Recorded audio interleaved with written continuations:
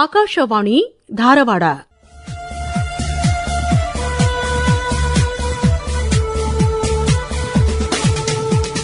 ಬಾನುಲಿಯ ಭಿತ್ತಿಯಿಂದ 90ರ ಬಾನುಲಿಯ ಒಡನಾಟದ ಬಗೆಗಿನ ಕಾರ್ಯಕ್ರಮ ಸರಣಿ. ಗುನ್ಗುನಾತೆ ಹೈ ಯೇ ಹವಾಯೇ, ಗುನ್ಗುನಾತಾ ಹೈ ಗಗನ್. ಇವತ್ತಿನ ಕಾರ್ಯಕ್ರಮದಲ್ಲಿ ವಿಶ್ರಾಂತ ಸಹಾಯಕ ನಿಲಯ ನಿರ್ದೇಶಕರಾದ ಸತೀಶ್ ಪರ್ವತೀಕರ್ ಅವರೊಂದಿಗೆ ಸಂದರ್ಶಿಸುತ್ತಾರೆ ಮಂಜುಳಾ ಪುರಾಣಿಕ್. ಕೇಳುಗರೆ, ಶೈಕ್ಷಣಿಕ ಪ್ರಸಾರ ಕೇಳಿ ಕಲಿ ಇದು ಸಾವಿರಾರು ಮಕ್ಕಳಿಗೆ ಬಹಳಷ್ಟು ಪ್ರಯೋಜನಕಾರಿಯಾದಂತ ಕಾರ್ಯಕ್ರಮ. ಶಾಲೆಯಲ್ಲಿ ಮಕ್ಕಳು ಈ ಕಾರ್ಯಕ್ರಮವನ್ನು ಕೇಳ್ತಾ ಕೇಳ್ತಾ ಶೈಕ್ಷಣಿಕವಾಗಿ ಉನ್ನತಿಯನ್ನ ಹೊಂದಿದ್ರು. ಕಾಯ್ತಾ ಕೂತಂತ ವಧು ವರರಿಗೆ ಕಂಕಣ ಬಲದ ಮೂಲಕ ಅಂದ್ರೆ ಆಕಾಶವಾಣಿ ಮಧ್ಯಸ್ಥಿಕೆ ವಹಿಸಿ ಅವರಿಗೆ ಕಂಕಣ ಬಲದ ಭಾಗ್ಯವನ್ನ ಒದಗಿಸಿಕೊಟ್ರು. ಜೊತೆಗೆ ಮನಸ್ಸಿನ ದ್ವಂದ್ವಗಳು, ಮಾನಸಿಕ ಚಿಂತೆ, ವ್ಯಥೆ, ಹೇಳಿಕೊಳ್ಳಲಾರದಂತ ಹಲವಾರು ನೋವುಗಳನ್ನ ಆಕಾಶವಾಣಿಯ ಆಪ್ತ ಸಲಹಾ ಕೇಂದ್ರ ಅಂತರಂಗದ ಮೂಲಕ ಮನಸ್ಸಿನ ದುಗುಡಗಳನ್ನ ತೋಡಿಕೊಂಡು ಸಾಂತ್ವನ ನೆಮ್ಮದಿಯನ್ನ ಪಡೆದಂತ ಕೇಳುಗರ ಸಂಖ್ಯೆ ಅಪರಿಮಿತ. ಅಷ್ಟೇ ಅಲ್ಲದೆ ಕೊರೋನಾ ಜಗತ್ತನ್ನೇ ಭಯಭೀತಿಗೊಳಿಸಿದಂತ ಕಾಯಿಲೆ, ಈ ಒಂದು ಕಾಯಿಲೆಯ ಪರಿಪಕ್ವ ವೇಳೆಯಲ್ಲಿ ಕೊರೋನಾ ಎಚ್ಚರ ಇರೋಣ, ನಿಮ್ಮೊಂದಿಗೆ ನಾವಿದ್ದೀವಿ ಅಂತ ಹೇಳಿ ಜನರಿಗೆ ಒಂದು ದಿನಾನೂ ಬ್ರೇಕ್ ಕೊಡದೇನೆ ಪ್ರತಿನಿತ್ಯ ಮಧ್ಯಾಹ್ನ 1:30 ಇಂದ 2 ಗಂಟೆವರೆಗೆ ನೇರ ಕಾರ್ಯಕ್ರಮವನ್ನ ಪ್ರಸಾರ ಮಾಡಿದಂತ ಕೀರ್ತಿ ಸತೀಶ್ ಪರ್ವತೀಕರ್ ಅವ್ರದ್ದು. ಇದಲ್ಲದೆ ಜೀವನ ಜೋಪಾನ, ಅನ್ನಪೂರ್ಣ ಅನ್ನಕ್ಕ, ಹಿಂಗೆ ಹಲವಾರು ಸರಣಿಗಳಲ್ಲಿ ಕೂಡ ಅವರು ಜನರಿಗೆ ಬೇಕಾದಂತ ಮಾಹಿತಿ, ಮಾರ್ಗದರ್ಶನ, ಅರಿವು, ನೆರವು ಎಲ್ಲವನ್ನೂ ನೀಡಿದವರು. 29 ವರ್ಷಗಳ ಸುದೀರ್ಘ ಸೇವೆಯನ್ನ ಆಕಾಶವಾಣಿಯಲ್ಲಿ ಸಲ್ಲಿಸಿ ಇವತ್ತು ನಿವೃತ್ತಿಯ ಸಂತೃಪ್ತ ಜೀವನವನ್ನ ಆನಂದಿಸ್ತಾ ಇರೋರು ಸತೀಶ್ ಪರ್ವತೀಕರ್ ಅವರು. ಹಂಗಂದ್ರೆ ಬರ್ರಿ ಸತೀಶ್ ಪರ್ವತೀಕರ್ ಅವರನ್ನ ಮಾತನಾಡಿಸಿ ಅವರ ಬಾನುಲಿ ಭಿತ್ತಿಯ ಬೆಳವಣಿಗೆಯನ್ನ ನಾವು ಕೇಳೋಣ. ನಮಸ್ಕಾರ ಸತೀಶ್ ಪರ್ವತೀಕರ್ ಅವರು. ನಮಸ್ಕಾರ. ಏನ್ ಮಾತಾಡಬೇಕು, ಏನ್ ಬಿಡಬೇಕು ಅನ್ನೋದು ವಿಷಯ. ಯಾಕಂದ್ರ ಆಕಾಶವಾಣಿಯ ಅಬಾಲ ವೃದ್ಧರಾದಿಯಾಗಿ ಎಲ್ಲರಿಗೂ ನೀವು ಮನಸ್ಸಿಗೆ ಮುಟ್ಟುವಂತ ನೂರಾರು ಕಾರ್ಯಕ್ರಮಗಳನ್ನ ಮಾಡಿರಿ. ಜನರ ಮನಸ್ಸಿನೊಳಗ ಉಳ್ಕೊಂಡಿರಿ. ಮನೆಯೊಳಗ ಕುಳಿತಂತ ಕೇಳುಗರನ್ನ ಜಾತ್ರೆ ಉತ್ಸವಗಳಿಗೆ ಅಲ್ಲಲ್ಲಿಯೇ ಕರ್ಕೊಂಡು ಹೋಗಿರಿ. ಮನೆಯೊಳಗ ಕುತ್ಕೊಂಡು ತೇರು ಎಳೆದು ನೋಡಿದಷ್ಟು ಸಂಭ್ರಮವನ್ನ ನೀವು ನಮ್ಮ ಕೇಳುಗರಿಗೆ ಕೊಟ್ಟಿದ್ದೀರಿ. ತಮ್ಮ ಈ ಬಾನುಲಿ ಪಯಣ ಆರಂಭ ಆಗಿದ್ದು ಎಲ್ಲಿಂದ, ಎಲ್ಲೆಲ್ಲಿ ತಾವು ಸೇವೆಯನ್ನ ಮಾಡಿದ್ರಿ? ನಾನು ಮೊದಲೇ ಈ ಆಕಾಶವಾಣಿ ಜಾಯಿನ್ ಆಗೋಕ್ಕಿಂತ ಮೊದಲ ಅಂಗನವಾಡಿ ತರಬೇತಿ ಕೇಂದ್ರದೊಳಗೆ ಪ್ರಿನ್ಸಿಪಾಲ್ ಆಗಿ ಕೆಲಸ ಮಾಡ್ತಾ ಇದ್ದೆ. ಅದ ಒಂದ ನನಗ ಅನುಭವ. ಮುಂದೆ ನನಗೆ UPSC ಇಂದ ಆಯ್ಕೆ ಆಯ್ತು. ಅದ್ರ ನಡುವ ಪಾಪ್ಯುಲೇಷನ್ ಎಜುಕೇಶನ್ ಆಫೀಸರ್ ಅಂತನೂ ಇದ್ದೆ. ಹಿಂಗಾಗಿ ಆ ಫೀಲ್ಡ್ ಬೇಸ್ಡ್ NSS ದೊಳಗೂ ನಾನು ರಾಜ್ಯ ಮತ್ತು ರಾಷ್ಟ್ರೀಯ ಮಟ್ಟದೊಳಗೂ ಭಾಗವಹಿಸಿರೋದ್ರಿಂದ ಆ ಫೀಲ್ಡ್ ಒಂದು ಅನುಭವ ನನ್ನನ್ನು ಆಕಾಶವಾಣಿ ಒಳಗ ಅದನ್ನೇ ತಗೊಂಡ್ ಬರ್ಬೇಕು, ಅವ್ರಿಗೆ ಏನದ ಅದನ್ನ ಕೊಡಬೇಕು ಅನ್ನುವಂಥದ್ದು ನನಗ ಮತ್ತಷ್ಟು ಪ್ರೇರಣೆ ಆಯ್ತು. ಮೂಲತಃ ನಾನು ಬಾಗಲಕೋಟೆ ಜಿಲ್ಲೆ ಗುಳೇದಗುಡ್ಡದವನು. ಮಹಿಳೆ ಮತ್ತು ಮಕ್ಕಳ ಕಾರ್ಯಕ್ರಮದೊಳಗ ನಾನು UPSC ಇಂದ ಆಯ್ಕೆ ಆಗಿದ್ದು. 29 ವರ್ಷ 9 ತಿಂಗಳು ಕೆಲಸ ಮಾಡಿರೋದಂದ್ರೆ ಪ್ರತಿಯೊಂದು ಘಳಿಗೆನೂ ನಮ್ ಕೇಳುಗರಿಗೆ ಅದು ಉಪಯೋಗ ಆಗ್ಲಿ ಅನ್ನೋದು. ಹಾಸನ ಆಕಾಶವಾಣಿ ಒಳಗ ನಾನು ಫಸ್ಟ್ ಜಾಯಿನ್ ಆಗಿದ್ದು. ಅಲ್ಲಿಂದ ನನ್ನ ಪ್ರಾರಂಭ ಆಗಿದ್ದು. ನಾನು ನಿವೃತ್ತಿಯ ಕೊನೆಗಳಿಗೆ ಇವತ್ತಿನವರೆಗೂ ನಾವು ಮಾಡುವಂತ ಕಾರ್ಯಕ್ರಮ ಜನರಿಗೆ ಉಪಯೋಗ ಆಗ್ಲಿ ಅನ್ನುವಂಥದ್ದು ನಂದೊಂದು ಮೂಲ ಬೇಸಿಕ್ ಇತ್ತು. 2-way ಕಮ್ಯುನಿಕೇಶನ್ ಇರಬೇಕು ಯಾವಾಗ್ಲೂ. ರೇಡಿಯೋ ಅಂದ್ಕೊಳ್ಳೇನ ಈ ಹಿಂದೆ ನಾವು ಒಬ್ರೊಬ್ರನ್ನ ಒಂದೇ ಎಲ್ಲಾನು ಮಾಡ್ತಿದ್ವಲ್ಲ ಅಂತ ಜನರ ಮನಸ್ಸನ್ನು ಅರ್ಥ ಮಾಡಿಕೊಳ್ಳೋ ಪ್ರಯತ್ನ ಮಾಡೋಣ ಅಂದಾಗ ಲೈವ್ ಕಾರ್ಯಕ್ರಮಗಳಿಗೆ ಹೆಚ್ಚು ಒತ್ತನ್ನು ಕೊಟ್ಕೊಳ್ತಾ ಬಂದೆ, ಜನರಿಗೆ ಸಂಪರ್ಕ ಆಗ್ಲಿಕ್ಕಾಯ್ತು ಅಂತ. ಈಗ ಸತೀಶ್ ಪರ್ವತೀಕರ್ ಅವರ ಆಕಾಶವಾಣಿಯ ಕರ್ನಾಟಕದ ಮಟ್ಟಿಗೆ ನಾನು ಹೇಳುವುದಾದ್ರೆ ನೇರ ಫೋನ್ ಇನ್ ಕಾರ್ಯಕ್ರಮದ ಜನಕ ಅಂತ ನಿಮ್ಮನ್ನು ಕರಿಬಹುದು. ಯಾಕಂತ ಹೇಳ್ತೀನಿ, ಈ ನೇರ ಫೋನ್ ಇನ್ ಕಾರ್ಯಕ್ರಮ ಕೇಳುಗರಿಗೆ ಬರೀ ಚಲನಚಿತ್ರ ಗೀತೆಗಳನ್ನ ಕೇಳುವಂತದ್ದಲ್ಲ. ವೈದ್ಯರೊಂದಿಗೆ ನೇರ ಸಂವಾದ, ಶಿಕ್ಷಣ ತಜ್ಞರೊಂದಿಗೆ ನೇರ ಸಂವಾದ, ಎಲ್ಲಕ್ಕಿಂತ ಮುಖ್ಯವಾಗಿ ಮನಸ್ಸಿಗೆ ಸಾಂತ್ವನ ನೀಡುವಂತ. ಎಷ್ಟೊಂದು ಸತಿ ಮನಸ್ಸಿಗೆ ಬಹಳ ಬೇಜಾರಾಗಿರ್ತದ, ಯಾರ ಹತ್ರ ಹೇಳ್ಕೊಳ್ಳಿ, ಏನ್ ಮಾಡ್ಲಿ ಅಂತ ಗೋಳಾಡ್ತಿರುವಂತ ಜನರಿಗೆ ಕೂಡ ನೀವು ಅಂತರಂಗ ಅನ್ನುವ ಆಪ್ತ ಸಲಹಾ ಕೇಂದ್ರವನ್ನ ಆಕಾಶವಾಣಿ ಮೂಲಕ ಮಾಡಿ ಅವರ ಮನೆಗಳನ್ನ ತಟ್ಟಿದಿರಿ. ಇವತ್ತಿಗೂ ಕೂಡ ಜನ ಇದನ್ನ ನೆನಪಿಸ್ಕೊಳ್ತಾರೆ. ಮರೆತು ಮಾತಾಡುವ ಮನಸ್ಸು ಕನಸು ಕಾಪಾಡುವ ಅಂತರಂಗ ಪೋಷಣೆ ಆಪ್ತ ಸಮಾಲೋಚನೆ ದಾಂಪತ್ಯದ ಜೀವಕೋಶ ಕೌಟುಂಬಿಕ ಭಾವಕೋಶ ಸಂಬಂಧದ ಬಂಧ ನಿತ್ಯದ ಅನುಬಂಧ ವಾದವ ಸಂವಾದದಲ್ಲಿ ಭೇದವ ನಿಜ ಬೋಧದಲ್ಲಿ ಗೆಲ್ಲುವ ಸಂಸಾರ ಸುಖ ಜೀವನ ಸಾರ ಮುನಿಸು ಮರೆತ ಮಾತಾಡುವ ಮನಸ ಕನಸ ಕಾಪಾಡುವ ಅಂತರಂಗ ಪೋಷಣೆ ಆಪ್ತ ಸಮಾಲೋಚನೆ ಆಪ್ತ ಸಮಾಲೋಚನೆ ಆಪ್ತ ಸಮಾಲೋಚನೆ. ಈ ನೇರ ಫೋನಿನ ಕಾರ್ಯಕ್ರಮದ ಕಾನ್ಸೆಪ್ಟ್ ತಮ್ಮ ತಲ್ಯಾಗ ಬಂದದ್ದು ಹೆಂಗ?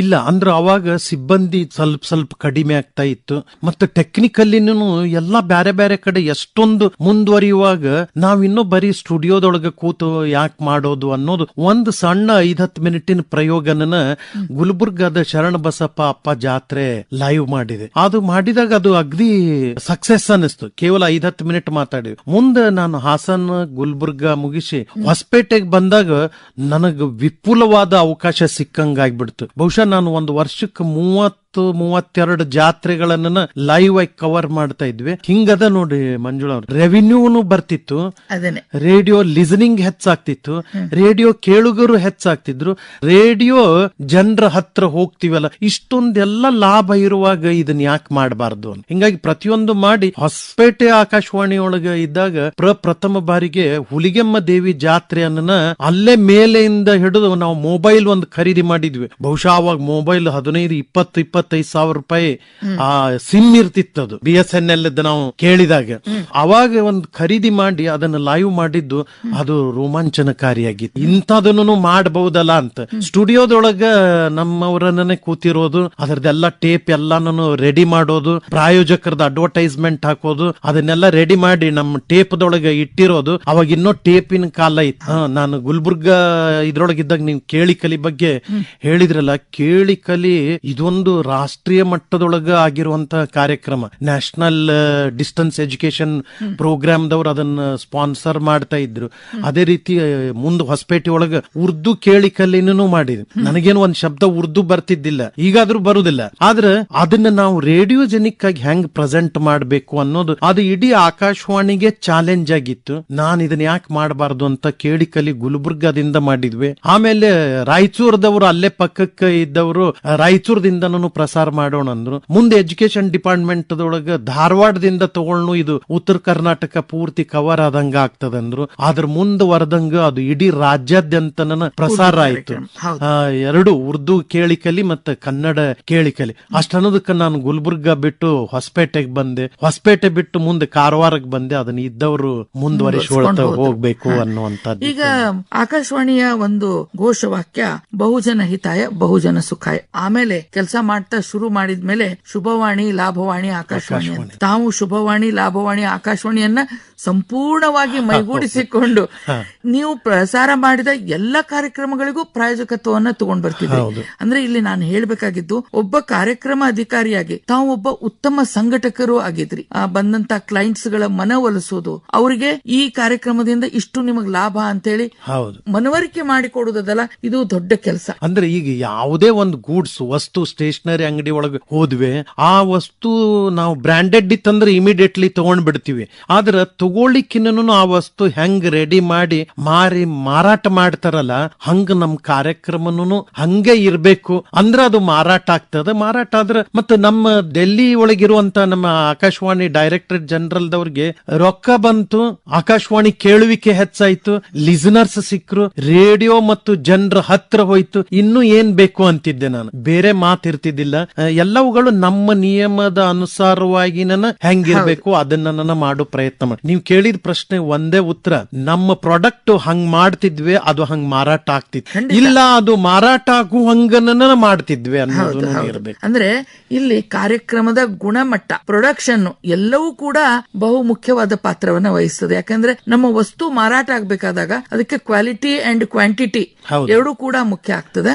ಇವು ಎರಡರ ನಡುವೆ ಇದು ಜನರಿಗೆ ಈ ಪ್ರೋಗ್ರಾಮ್ ಎಲ್ಲಾದ್ರೂ ಒಂದ್ ಸ್ವಲ್ಪ ಆದ್ರೂ ಉಪಯೋಗ ಆಗ್ಲಿ. ಉದಾಹರಣೆ, ಹೊಸಪೇಟೆ ಆಕಾಶವಾಣಿ ಆಕಾಶವಾಣಿ ಒಳಗ ಬೀದಿಯಿಂದ ಬಾಳಿಗೆ ಅಂತ ಮಾಡಿದೆ. ನಮ್ಮ ಸೈಕ್ಯಾಟ್ರಿಸ್ಟ್ ಅಗದಿ ಕ್ಲೋಸ್ ಫ್ರೆಂಡ್ ಇದ್ರು, ಅವ್ರು ನನ್ನ ಒಂದು ಕಾರ್ಯಕ್ರಮಕ್ಕೆ ಕರೆದಿದ್ರು ಮುಕ್ತಾಯ ಸಮಾರಂಭಕ್ಕೆ. ಅಲ್ಲೆಲ್ಲ ಕುಡಿತು ಬಿಟ್ಟವ್ರನ್ನ ಅವ್ರಿಗೆಲ್ಲ ಒಂದು 15-20 ದಿವಸದ ಟ್ರೀಟ್ಮೆಂಟ್ ಮಾಡಿ ಅವ್ರು ಪೂರ್ತಿ ಬಿಟ್ಟವ್ರಿದ್ರು. ನಾನು ಅಂದೆ ಈ ಪ್ರೋಗ್ರಾಮ್ ಎಂತ ಚಲೋದ, ಇದನ್ನ ರೇಡಿಯೋದೊಳಗ ಯಾಕೆ ಪ್ರಸಾರ ಮಾಡಬಾರ್ದು ಅಂತ. ನಮ್ ಕಡೆ ರೊಕ್ಕ ಇಲ್ಲ ಅಂದ್ರು. ನಿಮ್ ರೊಕ್ಕ ನಿಮ್ಗೆ ಯಾರ್ಯಾರ್ದು ಏನೇನು ವ್ಯವಸ್ಥೆ ಮಾಡ್ಬೇಕು ನಾನ್ ಮಾಡ್ತೀನಿ. ಈಗೇನು ಎಲ್ಲಾರು ಈ ಸೆರೆ ಕುಡಿಯೋದನ್ನ ಬಿಟ್ಟವ್ರಿದ್ದವ್ರು ಎಲ್ಲಾರು ಸ್ಟೇಜ್ ಮೇಲೆ ಮಾತಾಡಿದ್ರು, ಅವ್ರ ಹೆಂಡತಿ ಮಕ್ಕಳು ತಂದೆ ತಾಯಿನೂ ಮಾತಾಡಿದ್ರು. ಇದೇ ವಿಷಯವನ್ನ ತಗೊಂಡ್ ರೇಡಿಯೋದೊಳಗ್ ಮಾಡಿದ್ರು ಎಷ್ಟೊಂದು ಉಪಯೋಗ ಆಗ್ತದಲ್ಲ ಅಂತ ಹೇಳಿ ಅದಕ್ಕೆ ಒಂದು ಶೇಪ್ ಅನ್ನ ಕೊಟ್ಟು ಬೇರೆ ಪ್ರಾಯೋಜಕರನ್ನ ತಗೊಂಡು ಅದನ್ನ ಮಾಡಿ ಅದಕ್ಕೆ ಹೆಸರು ಬೇರೆ ಇಟ್ಟು ಬೀದಿಯಿಂದ ಬಾಳಿಗೆ ಅಂದ್ರೆ ಅವ್ರು ಬಾಳೆಯಿಂದ ಬೀದಿಗೆ ಬಿದ್ದು ಏನ್ ತಮ್ಮ ಜೀವನ ಹಾಳು ಮಾಡ್ಕೊಂಡಿದ್ರು ಅದು ಮತ್ತೆ ಹೊಳ್ಳಿ ಅವ್ರು ಬಾಳ್ಬೇಕು ಬರ್ಲಿ ಅನ್ನೋದಕ್ಕಂತ ಇಡೀ ಪ್ರೋಗ್ರಾಮ್ 32 ವಾರ ಪ್ರಸಾರ ಆದಾಗ ಆಕಾಶವಾಣಿ ಮುಂದ್ ಬಂದು ಈ ದೊಡ್ಡ ದೊಡ್ಡ ಪಟಗ ಧೋತ್ರ ಉಟ್ಕೊಂಡ್ ಬಂದ್ ಕೂತ ಇಲ್ಲೇ ಒಳಗ್ ಸರಿ ಕುಡ್ಸೋದು ಬಿಡಿಸ್ತಾರಂತಲ್ರಿ ಸರ್, ಎಷ್ಟೊತ್ತಿಗೆ ಬರ್ತಾರ ಅವ್ರಂತ ಕೇಳ್ತೀವಿ. ಅಂದ್ರ ಆ ಪ್ರತಿ ಕಾರ್ಯಕ್ರಮ ಹಂಗ್ ಮಾರಾಟ ಆಗ್ಬೇಕು, ಹಂಗ್ ರೀಚ್ ಆಗ್ಬೇಕು, ಅದು ಉಪಯೋಗ ಆಗ್ಬೇಕು ಅನ್ನೋಂತ ನೀವ್ ಹೇಳಿದ್ರಿ ಕಂಕಣ ಬಲ ಅನ್ನೋದು ಅದು ಸಹ ಹಂಗೆ ಇತ್ತು. ಒಂದ್ ಕಡೆ ಪ್ರಾಯೋಜಕತ್ವ ತಗೊಂಡಿದ್ವಿ. ಅಲ್ಲೇನಿಲ್ಲ, ನಾವು ಜನರಲ್ ಮ್ಯಾರೇಜ್ ಗಳೇನ್ ಮಾಡ್ತಾ ಇದ್ದಿಲ್ಲ. SC/ST ಮದುವೆಗಳದೊಳಗಾಗ್ಲಿ ಅಥವಾ ವರದಕ್ಷಿಣೆ ರಹಿತ ಮದುವೆ ಆಗ್ಲಿ, ಫಿಸಿಕಲಿ ಹ್ಯಾಂಡಿಕ್ಯಾಪ್ಡ್ ಮದುವೆ ಆಗ್ಲಿ, ಇವ್ರದ್ದು ಅಷ್ಟನ್ನ ಹೈಲೈಟ್ ಮಾಡ್ತಿದ್ವಿ. ಆಕಾಶವಾಣಿ ಮೀಡಿಯೇಟರ್ ಆಗಿ ಕೆಲಸ ಮಾಡಿದ್ದು ಅದೊಂದು ದೊಡ್ಡದು ಪುಸ್ತಕದೊಳಗೆ ದಾಖಲೆನೂ ಆಗಿ ಬಂತು. ಅದ್ರೊಳಗೆ 5 ಮದುವೆ ಆಗಿ ಆ ಮದುವೆ ಆದದ್ದು ನಮಗ್ ಗೊತ್ತಿದ್ದಿದ್ದಿಲ್ಲ. ಆ ಮದುವೆ ಮಾಡ್ಕೊಂಡವ್ರ ಒಂದ್ ದಿವ್ಸ ಬಂದ್ ನಮ್ಗೆಲ್ಲರಿಗೂ ಪೇಡೆ ಕೊಡ್ಲಿಕ್ಕೆ ಬಂದಾಗ ನಮಗ್ ಗೊತ್ತಾಯ್ತು ನಮ್ಮ ಪ್ರೋಗ್ರಾಮ್ ದಿಂದ ಇವ್ರದ್ದು ಮದುವೆ ಆಯ್ತು ನೋಡ್ರಿ. ಅಂದ್ರೆ ಈ ತರದ ಕಾರ್ಯಕ್ರಮಗಳನ್ನು ಮಾಡಿದಾಗ ಒಂದು ನಾವು ಪಟ್ಟ ಶ್ರಮ ಅನ್ರಿ ಅಥವಾ ನಮ್ಮ ಒಂದು ವಿಚಾರ ಜನರಿಗೆ ಮುಟ್ಟಿ ಅದನ್ನ ಅವ್ರು ಎಕ್ಸೆಪ್ಟ್ ಮಾಡ್ಕೊಂಡಾಗ ಆಗುವಂತಹ ಖುಷಿ, ಸಂತೃಪ್ತಿ, ಅಯ್ಯೋ ನಾನು ಈ ಕ್ಷೇತ್ರದಲ್ಲಿ ಬಂದು ಏನೋ ಸಾಧಿಸಿದೀನಿ ಅನ್ನೋ ಒಂದು ನೆಮ್ಮದಿ ಸಿಗ್ತದೆ. ಕರೋನಾ ಅಂತೂ ಇಡೀ ಜಗತ್ತನ್ನೇ ಭಯಭೀತಗೊಳಿಸಿತ್ತು. ಎಲ್ಲೂ ಹೊರಗೆ ಹೋಗುವಂಗಿಲ್ಲ, ಕಾಯಿಪಲ್ಯನು ತಂದ್ರು ಅಷ್ಟು ದೂರ ಇಡೋದು, ಮಾಸ್ಕ್ ಹಾಕೊಂಡು ಅಡ್ಡಾಡೋದು. ಇಂಥ ಭೀಕರ ಪರಿಸ್ಥಿತಿ ಒಳಗೂ ಕೂಡ ತಾವು ಕರೋನಾ ಎಚ್ಚರ ಇರೋಣ ಅನ್ನುವಂತ ಒಂದು ವಿಶೇಷ ಕಾರ್ಯಕ್ರಮವನ್ನ ಪ್ಲಾನ್ ಮಾಡಿದ್ರು. 5 ದಿನಗಳವರೆಗೂ ನಿರಂತರವಾಗಿ ಒಂದು ದಿನ ತಪ್ಪಲಿಲ್ಲ. ಇದರಲ್ಲಿ ವಿಶೇಷ ಅಂದ್ರೆ ವಿದೇಶದಲ್ಲಿ ಇರುವಂತ ಕನ್ನಡಿಗರನ್ನು ಕೂಡ ತಾವು ಮಾತಾಡಿಸಿದ್ರಿ. ಜೊತೆಗೆ ಜನರಿಗೆ ತಲುಪಬೇಕಾದಂತ ಒಂದು ವೈದ್ಯಕೀಯ ಸೇವೆ ಆಗಿರ್ಬೋದು, ಆಹಾರ ಧಾನ್ಯಗಳಾಗಿರ್ಬೋದು, ಈ ಎಲ್ಲ ವಿಷಯಗಳನ್ನ ಆಯಾ ಎಕ್ಸ್ಪರ್ಟ್ ಗಳನ್ನ ಕೇವಲ ಫೋನ್ ಮೂಲಕ ತಾವು ಮಾಡಿದ್ರಿ. ಇದರ ಒಂದು ಯಶಸ್ಸಿನ ಕತೆ ಇದೊಂದು ದೊಡ್ಡ ಕಥೆನ ಅಂತ ಹೇಳ್ಬೇಕು. ಅಲ್ಲಿನೂ ಇದಕ್ಕೂ ಮೂಲ ನಮ್ಮ ನೀಡ್ ಬೇಸ್ಡ್ ಪ್ರೋಗ್ರಾಮ್ ಇರಬೇಕು ಅಂತ ಏನ್ ಹೇಳ್ತೀವಿ. ಆ ಪೀರಿಯಡ್ ದೊಳಗ ರೇಡಿಯೋ ಇಷ್ಟೊಂದು ರೀಚ್ ಅದ. ವಿಶೇಷವಾಗಿ ಧಾರವಾಡ ಆಕಾಶವಾಣಿ ನಮ್ಮ ಕೇಂದ್ರ 7 ಜಿಲ್ಲೆಗಳಿಗಿಂತ ಹೆಚ್ಚು ಜಿಲ್ಲೆಗಳಿಗೆ ಅದು ಕವರ್ ಆಗೋದ್ರಿಂದ ಇಲ್ಲಿರುವಂತ ವಿಷಯಗಳು ಯಾಕೆ ಜನರಿಗೆ, ಅದು ರಸ್ತೆದ ಮೇಲೆ ಅಡ್ಡಾಡ್ಲಾರ್ದಂತ ಪರಿಸ್ಥಿತಿ ಇದ್ದಾಗ ಮನೆ ಕೂತ್ ರೇಡಿಯೋ ಕೇಳಲಿಕ್ಕೆ ಏನ ಬಂದದ ಅನ್ನುವಂಥದ್ದು. ಅಂತ ಸಂದರ್ಭದೊಳಗೆ ನಮ್ಮ ಈ ಕಾರ್ಯಕ್ರಮ ಭಾರಿ ಮುಟ್ತು. ಎಲ್ಲಾ ಅಧಿಕಾರಿ ಮಿತ್ರಗಳು ಎಲ್ಲಾರು ನಮ್ ಜೊತೆ ಕ್ಲೋಸ್ ಆಗಿದ್ರು. ಅವ್ರೆಲ್ಲಾರ್ದು ಫೋನ್ ನಂಬರ್ ತಗೊಳ್ಳೋದು, ಪಟ್ ಲೈವ್ ಅವರನ್ನ ಕನೆಕ್ಟ್ ಮಾಡ್ತಿದ್ವಿ. ನೀವು ಸಹ ಇದ್ರಿ, ಮಾಯಾ ಅವರು ಇದ್ರು, ಉಳಿದೆಲ್ಲ ನಮ್ಮ ಸಹ ಮಿತ್ರರು ಕಾರ್ಯಕ್ರಮದೊಳಗೆ ಇದ್ರು. ಅದು ನೇರವಾಗಿ ಅವ್ರಿಗೆ ಮಾತಾಡ್ಸೋದು, ಅಲ್ಲಿದ್ದಂತ ಸಮಸ್ಯೆನ ತಗೊಳ್ಳೋದು, ಪರಿಹಾರ ಹೇಳೋದು. ಇದಕ್ಕಿಂತ ಹಿಂದನೂ ಒಂದು ಪ್ರವಾಹ ಬಂದಾಗ ಮಾಡಿದಂತೂ ನನಗದು ಭಾರಿ ಸಂತೋಷ ಅನಿಸ್ತದೆ. ಯಾಕಂದ್ರೆ ಒಂದಿಬ್ರಂತೂ ತಮ್ಮ ಮನಿ ಮಾಳ್ಗಿ ಮೇಲೆ ಕೂತ್ ಬಿಟ್ಟಿದ್ರು. ಅವ್ರ ಕೈಯೊಳಗ ರೇಡಿಯೋ ಸೆಟ್ ಇತ್ತು. ಅವ್ರು ನಮಗ ತಮ್ಮ ಮೊಬೈಲ್ ದಿಂದ ಫೋನ್ ಮಾಡಿ, ಅವಾಗ ಇನ್ನೂ ನಮ್ಮ ಆಪ್ ಇದ್ದಿದ್ದಿಲ್ಲ, ಅವ್ರು ಫೋನ್ ಮಾಡಿ ನಾವು ಹಿಂಗಿದ್ದೀವಿ, ಗಂಭೀರ ಪರಿಸ್ಥಿತಿ ಒಳಗಿದ್ದೀವಿ, ನೀರ್ ಏರ್ಲಿಕ್ಕಂದಾಗ ಮರುದಿವಸದ ನಮ್ಮ 1:30 ಕಾರ್ಯಕ್ರಮದೊಳಗೆ ಅದನ್ನ ಹೇಳಿದ್ವಿ. ಇಮಿಡಿಯೇಟ್ಲಿ ಬೆಳಗಾವಿಯಿಂದ ಜಿಲ್ಲಾಧಿಕಾರಿಗಳ ಒಂದು ತಂಡ ಅವರನ್ನ ರೆಸ್ಕ್ಯೂ ಮಾಡಿ ಹೊರಗೆ ಕರ್ಕೊಂಡ್ ಬಂದಾಗ ಹೊಳ್ಳಿ ಮರುದಿವಸ ಕಾರ್ಯಕ್ರಮದೊಳಗೆ ಅವರೇ ಮಾತಾಡಿದ್ರು. ಅಂದ್ರೆ ಆಕಾಶವಾಣಿ ಇಲ್ಲಿ ಆಪತ್ ಬಾಂಧವ ಆಗಿ ಜನರಿಗೆ ಒಂದು ಬೇಕಾದಂತ ಒಂದು ಮಾಹಿತಿ ಆಗ್ಲಿ, ಒಂದು ಸಹಾಯ ಆಗ್ಲಿ ನೀಡ್ತು. ಈ ನಿಟ್ಟಿನಲ್ಲಿ ಕಾರ್ಯಕ್ರಮಗಳನ್ನ ನಾವು ಯೋಜನೆ ಮಾಡಿದಾಗ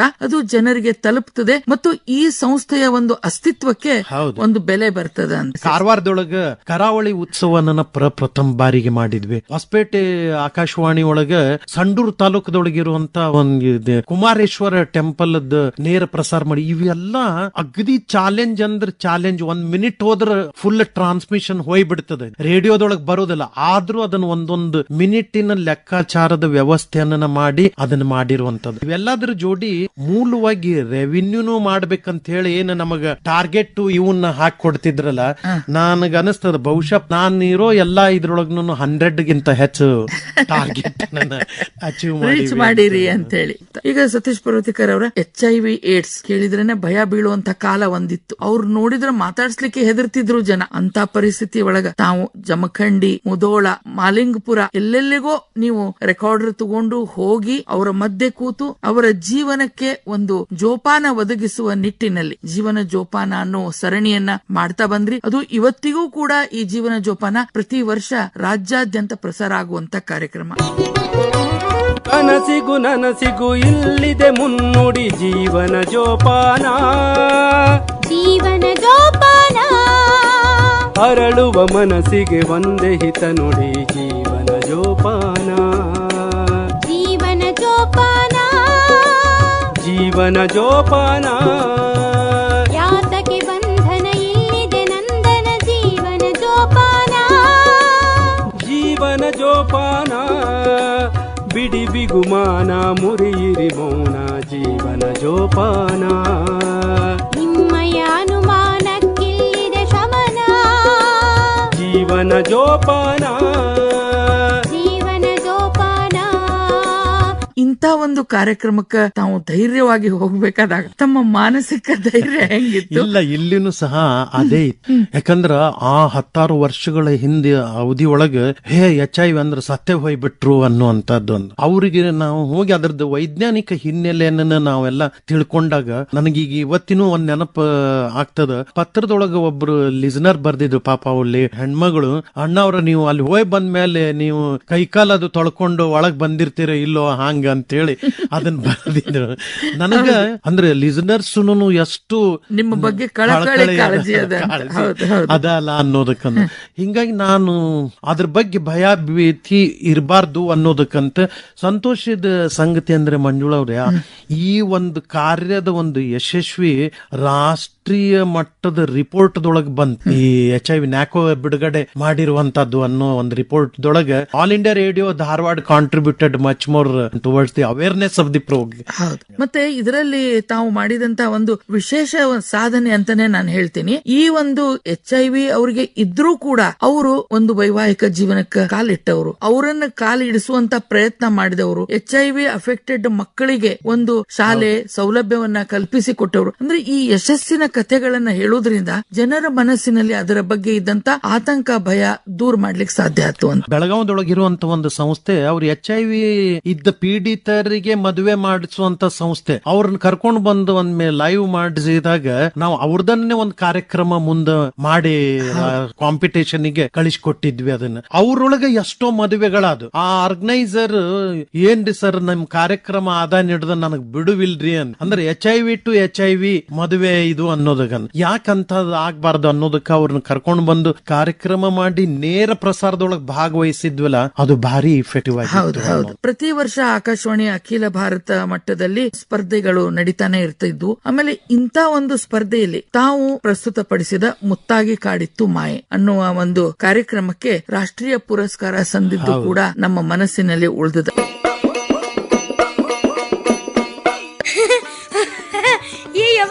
ಈ ಹಸಿರು ಬಳಿ ನೋಡ ಎಷ್ಟ್ ಚಂದವ ನೋಡ್ಲಿಕ್ಕೆ. ಹೌದವ್ವ, ಅವ್ನ್ ನಿನಗ ತಂದೈತ್ ನೋಡು. ಯವ್ವ, ಈ ಹಸಿರು ಸೀರೆನೂ ನೋಡು ಎಷ್ಟ್ ಚಂದದ ಇದು ನೋಡ್ಲಿಕ್ಕೆ. ಹೌದವಾ, ಅದನ್ನು ನಿನಗ ತಂದೈತ್ ನೋಡು, ಚಂದ ಐತಲ್ಲ.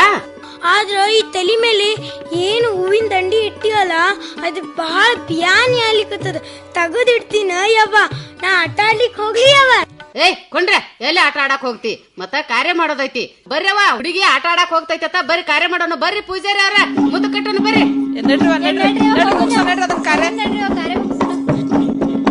ಕುಂಕುಮವ ಹಚ್ಚಿಕೊಳ್ಳಮ್ಮ ನಿನ್ನ ಹಣೆಯ ಮೇಲೆ, ಕುಂಕುಮವ ಹಚ್ಚಿಕೊಳ್ಳಮ್ಮ.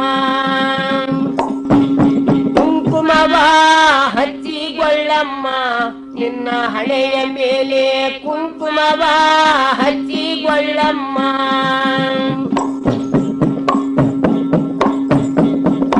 ಬಹುಶಃ ಬಹುಶಃ ನಾವು ರೆಕಾರ್ಡ್ ಆದ್ಮೇಲೆ ಸ್ಕ್ರಿಪ್ಟ್ ಬರ್ಕೊಂಡಿವಿ ಅಂತ ನಾನು ಹೇಳ್ಬೇಕು. ಅದ್ರೊಳಗೆ ಇದ್ದಂತವ್ರು ಅವ್ರೆಲ್ಲಾರು ದೇವದಾಸಿಯರೇ ಭಾಗವಹಿಸಿದವರು, ನಿಜವಾಗ್ಲೂ ಆ ಸಮಸ್ಯೆಯನ್ನ ಎದುರಿಸಿದವರು, ಅದೇ ಘಟನೆಗಳನ್ನ ತಗೊಂಡು ಮಾಡಿರುವಂತದ್ದು. ಆದ್ರೆ ಅದ್ರೊಳಗೆ ಒಂದ್ ಮಗಳು ಇದ್ದಾಗಿರುವಂತ ಪಾತ್ರ ಯಾರೂ ಮಾಡ್ಲಿಕ್ಕೆ ತಯಾರಾಗಿದ್ದಿಲ್ಲ. ಸ್ವತಃ ನನ್ನ ಮಗಳನ್ನ ಅದ್ರೊಳಗೆ ಇನ್ವಾಲ್ವ್ ಮಾಡಿರುವಂತದ್ದು. ಅಂದ್ರೆ ಆ ಪಾತ್ರ ಆಕಿ ಕಡಿಂದ ಮಾಡಿಸಿದ್ರನ್ನ ಅದು ಆ ಮಗುವಿನ ರೋಲ್ ಮಾಡಿಸಿದಾಗ ಮಕ್ಕಳಿಗೇನು ಮುತ್ತು ಕಟ್ತಿದ್ರು ಸಣ್ಣ ಸಣ್ಣವ್ರು ಇದ್ದಾಗಿನಿಂದ ಆ ಚಿತ್ರಣ ಅದ್ರೊಳಗೆ ಬರ್ಲಿ ಅನ್ನುವಂಥದ್ದು ಆ ಕಲ್ಪನೆ ಇತ್ತು.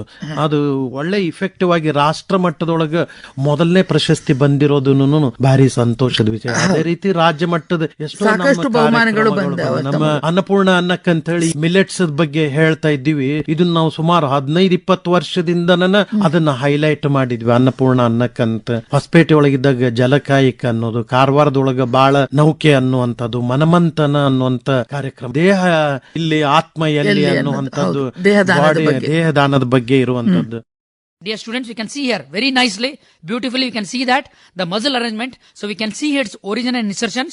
So it has the linear origin and insertion, and this pectoral region is very important. And here, just below the pectoral region, we can see the pectoralis minor muscle. Yes, dear students, we have completed today's class regarding the pectoral region. Tomorrow we'll continue the class. Thank you.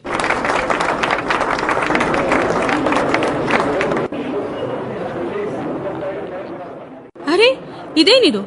Doctor Mahantesh ಅವ್ರನ್ನ ಹೊರಗ್ ಬರ್ತಾ ಇದ್ದಂಗ ಈ ಮಾಧ್ಯಮದವರು ಏನೆಲ್ಲ ಪ್ರಶ್ನೆ ಕೇಳಲಿಕತ್ತಾರ?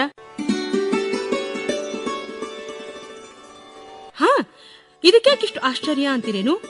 ಹೌದು, ಇವತ್ತಿನ ಡಾಕ್ಟರ್ ಮಹಾಂತೇಶ್ ಅವರ ಈ ಪ್ರಾಕ್ಟಿಕಲ್ ಕ್ಲಾಸ್ ಆಶ್ಚರ್ಯನೂ ಹೌದು, ದಾಖಲೆನೂ ಹೌದು, ಇದೊಂದು ಅಪ್ರತಿಮ ಸಾಧನೆಯೂ ಹೌದು. ಅಷ್ಟ ಅಲ್ಲ, ವೈದ್ಯ ವಿಜ್ಞಾನದೊಳಗ ಇದೊಂದು ಅಪರೂಪದ ಘಟನೆ, ಇದೊಂದು ಸತ್ಯ ಘಟನೆ. ಯಾಕಂದ್ರ ಡಾಕ್ಟರ್ ಮಹಾಂತೇಶ್ ರಾಮಣ್ಣವರ್ ಇವತ್ತ ಈ ವೈದ್ಯ ವಿದ್ಯಾರ್ಥಿಗಳಿಗೆ ದೇಹ ಛೇದನ ಮಾಡಿ ಶರೀರ ರಚನೆ ಪ್ರಾತ್ಯಕ್ಷಿಕೆ ತೋರಿಸಿದ್ದು ಬೇರೆ ಯಾರದ್ದೂ ಅಲ್ಲ, ಸ್ವತಃ ಅವರ ತಂದೆ 89 ವಯಸ್ಸಿನ ಸ್ವಾತಂತ್ರ್ಯ ಹೋರಾಟಗಾರ ಹಾಗೂ ದಂತ ವೈದ್ಯ ಡಾಕ್ಟರ್ ಬಸವಣ್ಣಪ್ಪ ರಾಮಣ್ಣವರ್ ಅವರದು. ಶರಣ ನಿದ್ರೆಗೈದರೆ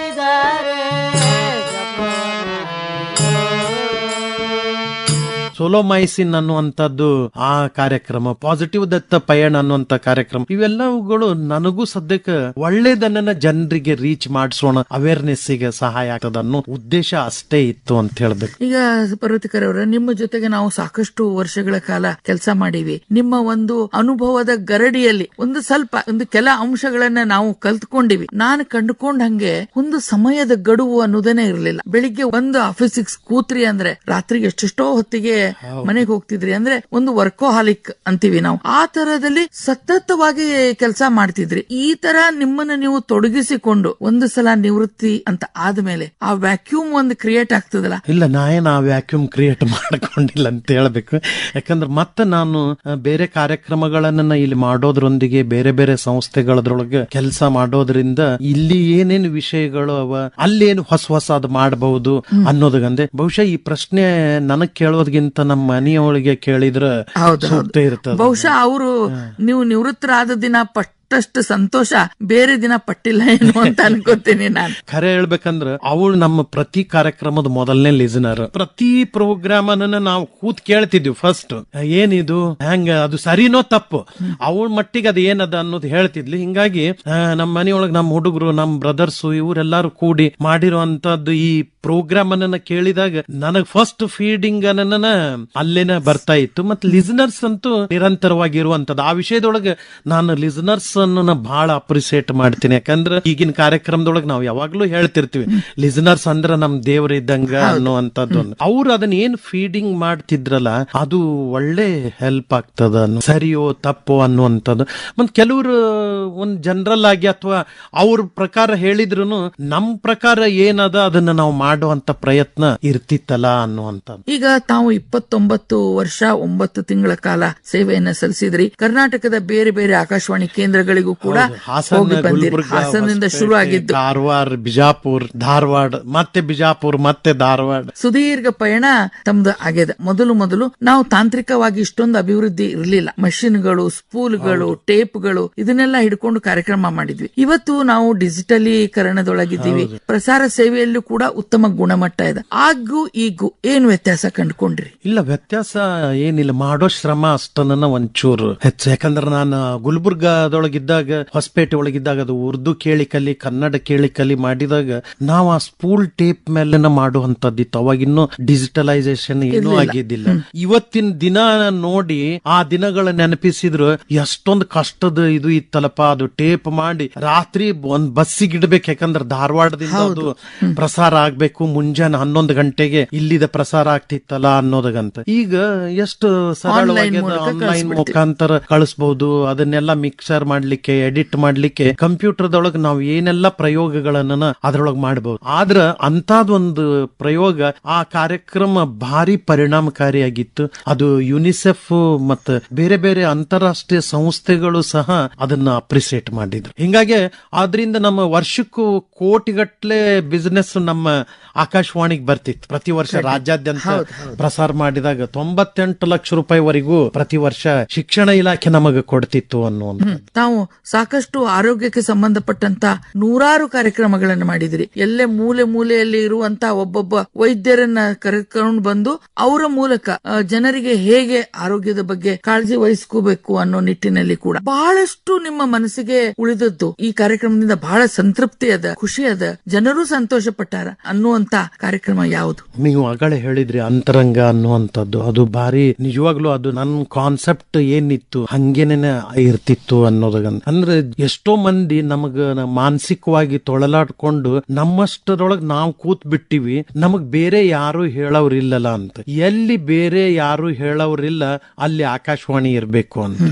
ಆ ಕಾನ್ಸೆಪ್ಟ್ ದೊಳಗ್ ನಾನು ಯಾರು ನಿಮ್ ಮನಸ್ಸೊಳಗೆ ಏನದ ನಿಮ್ ಹೆಸರು ಹೇಳ್ಬೇಡ್ರಿ ಅಂತಿದ್ದೆ ನಾನು. ನಮ್ ಜೊತೆ ಸೈಕ್ಯಾಟ್ರಿಸ್ಟ್ ಇರ್ತಿದ್ರು, ಸೈಕಾಲಜಿಸ್ಟ್ ಇರ್ತಿದ್ರು, ಸೈಕ್ಯಾಟ್ರಿಕ್ ಸೋಷಿಯಲ್ ವರ್ಕರ್ಸ್ ಇರ್ತಿದ್ರು. ಅವ್ರ ಮನಸ್ಸನ್ನ ಸಂಪೂರ್ಣವಾಗಿ ಅರ್ಥ ಮಾಡ್ಕೊಂಡವ್ರು ಇವ್ರದ್ದು ಏನದ, ಹೆಂಗದ, ಏನ್ ಮಾಡಬಹುದು ಅಂತ ಕೇಳಿದಾಗ ಆ ಪ್ರಶ್ನೆಯನ್ನ ವಿಶ್ಲೇಷಣೆ ಮಾಡಿ ಅವ್ರಿಗೆ ಪರಿಹಾರ ಹೇಳಿದಾಗ ಮುಂದಿನ ತಿಂಗಳದ ಕಾರ್ಯಕ್ರಮದೊಳಗೆ ನೀವ್ ಹೇಳಿದಂಗ ಮಾಡಿದೀನ್ರಿ, ನನಗ್ ಭಾರಿ ಸಂತೋಷ ಆಯ್ತು ಅಂದ್ರ ಇನ್ನೇನ್ ಬೇಕು ಅಂತ. ರೇಡಿಯೋ ಇದನ್ನು ಮಾಡ್ಬೋದು. ವಿಶೇಷವಾಗಿ ಉತ್ತರ ಕರ್ನಾಟಕದೊಳಗೆ ಈ ಸಮಾಲೋಚನೆ ಕೇಂದ್ರಗಳಿಲ್ಲ. ನನ್ ಸಮಸ್ಯೆಗೆ ನಿನಗ್ ರೊಕ್ಕ ಕೊಟ್ಟು ನಾಯಕ ಪರಿಹಾರ ಕೇಳಬೇಕು ಅನ್ನುವಂತ ಪರಿಸ್ಥಿತಿ ಇದ್ದಾಗ ರೇಡಿಯೋ ಇಂಥದ್ರೊಳಗೆ ಯಾಕೆ ಸಹಾಯ ಮಾಡಬಾರ್ದು ಅನ್ನುವಂಥದ್ದು. ಅದಕ್ಕೆ ಆ ಕಾರ್ಯಕ್ರಮ ನನಗ ಸುಮಾರು ವರ್ಷಗಳವರೆಗೂ ಅದು ನಡೀತು. ಡಾಕ್ಟರ್ ಆದಿತ್ಯ ಪಾಂಡ್ರಂಗಿ, ಪ್ರಶಾಂತ್ ಪಾಟೀಲ್ ಮತ್ತೆ ಗಿರೀಶ್ ಬಾಬು ಅವರು ಇವರೆಲ್ಲ ಒಳ್ಳೆ ಸಹಕಾರ ಮಾಡಿ ಇಡೀ ಕಾರ್ಯಕ್ರಮ ಮುಗಿಸಿ ಹೊರಗ್ ಬಂದ್ ಕೂಡ ಇವತ್ತು ನಮಗ್ ಭಾರಿ ಖುಷಿ ಆಯ್ತು ನೋಡ್ರಿ ಅಂತಿದ್ರು. ಯಾಕಂದ್ರ ತಿಂಗಳು ಕೇಳಿದವರು ಈ ತಿಂಗಳು ಅದಕ್ಕೆ ಫೀಡಿಂಗ್ ಕೊಡ್ತಿದ್ರು. ನೀವ್ ಹೇಳಿದಂಗ ಮಾಡಿವಿ, ನಮಗ್ ಸಂತೋಷ ಆಯ್ತು ಅನ್ನೋಂಗಂತ. ದಾಂಪತ್ಯದ ಜೀವಕೋಶ, ಕೌಟುಂಬಿಕ ಭಾವಕೋಶ, ಸಂಬಂಧದ ಬಂಧ, ನಿತ್ಯದ ಅನುಬಂಧ, ವಾದವ ಸಂವಾದದಲ್ಲಿ, ಭೇದವ ನಿಜ ಬೋಧದಲ್ಲಿ, ಗೆಲ್ಲುವ ಸಂಸಾರ, ಸುಖ ಜೀವನ ಸಾರ. ಅದು ಬಹುಶಃ ನೀವು ಕಂಡ ಕನಸಾಗಿತ್ತು ಆ ಕಾರ್ಯಕ್ರಮ. ಆ ರೀತಿನೇ ಮಾಡಿದ್ರನೇ ಜನರಿಗೆ ಇಲ್ಲಿ ತಜ್ಞ ವೈದ್ಯರಿಗೆ ಬಂದು ಹೋಗಿ ತಮ್ಮ ಮನಸ್ಸನ್ನೊಳಗಿಂದ ಹೇಳ್ಕೊಳಿಕ್ ಸಾಧ್ಯ ಇಲ್ಲ ಅಂದಾಗ ರೇಡಿಯೋ ಅವ್ರನ್ನ ಇಲ್ಲಿ ಕರ್ಕೊಂಡ್ ಬಂದ್ ಕೂತು ಮಾಡಬಾರ್ದು ಯಾಕ ಅನ್ನುವಂತ. ಅದೇ ನೀವು ಒಂದು ಮೊಬೈಲ್ ಹಿಡ್ಕೊಂಡು ಜನರ ಹತ್ತಿರಕ್ಕೆ ಹೋಗ್ಬಿಟ್ಟಿದ್ದೀರಿ. ಹಂಗಾಗಿ ಜನರ ಮನಸ್ಸಿನಲ್ಲಿ ಅಚ್ಚೊತ್ತಿದಂಗ ಇವತ್ತಿಗೂ ಕೂಡ ನಮ್ಮ ಕೇಳುಗರು ನಿಮ್ಮ ಹೆಸರನ್ನು ಕೇಳಿದ್ರೆ ಬಹಳಷ್ಟು ಖುಷಿ ಪಡ್ತಾರೆ. ಸರ್, ಈಗ ಆಕಾಶವಾಣಿಗೆ ಒಟ್ಟಾರೆ 90ರ ಪ್ರಾಯ, ಧಾರವಾಡ ಆಕಾಶವಾಣಿಗೆ 75 ಮುಗಿದು 76ರ ಪ್ರಾಯ. ಈ ಸಂದರ್ಭದಲ್ಲಿ ನಮ್ಮ ಕೇಳುಗರಿಗೆ ಏನ್ ಹೇಳಿಕ್ ಬಯಸ್ತೀರಿ? ನಮ್ಮ ಕೇಳುಗರ ಸಂಬಂಧ ನಿರಂತರವಾಗಿ, ಬಹುಶಃ ಕೆಲವ್ರು ಹೇಳ್ತಿರ್ತಾರ ಈಗ ಯಾರು ಆಕಾಶವಾಣಿ ಕೇಳ್ತಾರ, ಏನೂ ಇಲ್ಲ ಅಂತ. ಬಹುಶಃ ಹಂಗ ಅನ್ನೋರು ಬಂದು ನಮ್ಮ ನಿಮ್ಮೊಂದಿಗೆ ಕಾರ್ಯಕ್ರಮ ಆಗ್ಲಿ ಅಥವಾ ಇಲ್ಲೇನ್ ಕಾರ್ಯಕ್ರಮ ಪ್ರಸಾರ ಆದ್ಮೇಲೆ ಕೆಲವ್ರು ಫೋನ್ಗಳು ಮಾಡೋದಾಗ್ಲಿ ಅದನ್ನೆಲ್ಲ ಕೇಳಿದ್ರನ ಅವ್ರಿಗೆ ಗೊತ್ತಾಗ್ತದ ಇನ್ನೂ ಈ ಆಕಾಶವಾಣಿ ಜೀವಂತವಾಗಿ ಜನರ ಮನಸ್ಸೊಳಗ ಅದು ಇನ್ನೂ ಪರಿಣಾಮ ಪ್ರಭಾವ ಬೀರ್ಲಿಕ್ಕತ್ತದ ಅದ. ಅದ್ರದ್ದು ಪರಸ್ಪರ ಉಪಯೋಗ ಮಾಡುವಂತದ್ದು ಮನಸ್ಸು ನಮಗೂ ಅದ, ಕೇಳುಗರಿಗೂ ಅದು ಅದೇ ರೀತಿ ಮುಂದುವರಿಲಿ ಅಂತ ಆಶಾ ಮಾಡಿ. ನಿಜವಾಗ್ಲೂ ಬಹಳ ಸಂತೋಷ ಸತೀಶ್ ಪರ್ವತಿಕರ್ ಅವರೇ ತಮ್ಮ ಜೊತೆಗೆ ಮಾತಾಡಿ. ಅಂದ್ರೆ ಈ ಅರ್ಧ ಗಂಟೆ ಕಾರ್ಯಕ್ರಮದೊಳಗ ನಿಮ್ಮ 29 ವರ್ಷದ ಬುತ್ತಿಯನ್ನ ಸವಿಲಿಕ್ಕೆ ಆಗೋದಿಲ್ಲ. ಬರೇ ಒಂದೊಂದು ಅಗಳುಗಳನ್ನ ಮಾತ್ರ ನಾವು ನಮ್ಮ ಕೇಳುಗರಿಗೆ ನೆನಪನ್ನ ಮರುಕಳಿಸ್ಕೊಟ್ಟಿದ್ದೀವಿ. ನಿಮ್ಮ ನಿವೃತ್ತಿ ಜೀವನ ಇನ್ನೂ ಸುಖಕರವಾಗಿರ್ಲಿ. ತಾವೊಬ್ಬ ಉತ್ತಮ ಸಂಘಟಕರು. ತಮ್ಮ ಸಂಘಟನೆಯಿಂದ ಇನ್ನಷ್ಟು ಕಾರ್ಯಕ್ರಮಗಳು ಜನರಿಗೆ ಮುಟ್ಲಿ ಅಂತ ಈ ಸಂದರ್ಭದಲ್ಲಿ ಹಾರೈಸ್ತೀವಿ. ನಮಸ್ಕಾರ. ಧನ್ಯವಾದಗಳು. ಇವತ್ತಿನ ಕಾರ್ಯಕ್ರಮದಲ್ಲಿ ವಿಶ್ರಾಂತ ಸಹಾಯಕ ನಿಲಯ ನಿರ್ದೇಶಕರಾದ ಸತೀಶ್ ಪರ್ವತಿಕರ್ ಅವರೊಂದಿಗೆ ಮಂಜುಳಾ ಪುರಾಣಿಕ್ ಅವರು ನಡೆಸಿದ ಸಂದರ್ಶನವನ್ನು ಇದುವರೆಗೆ ಕೇಳಿದಿರಿ. ಬಾನುಲಿಯ ಭಿತ್ತಿಯಿಂದ 90ರ ಬಾನುಲಿಯ ಒಡನಾಟದ ಬಗೆಗಿನ ಕಾರ್ಯಕ್ರಮ ಸರಣಿ ಇದುವರೆಗೆ ಕೇಳಿದಿರಿ.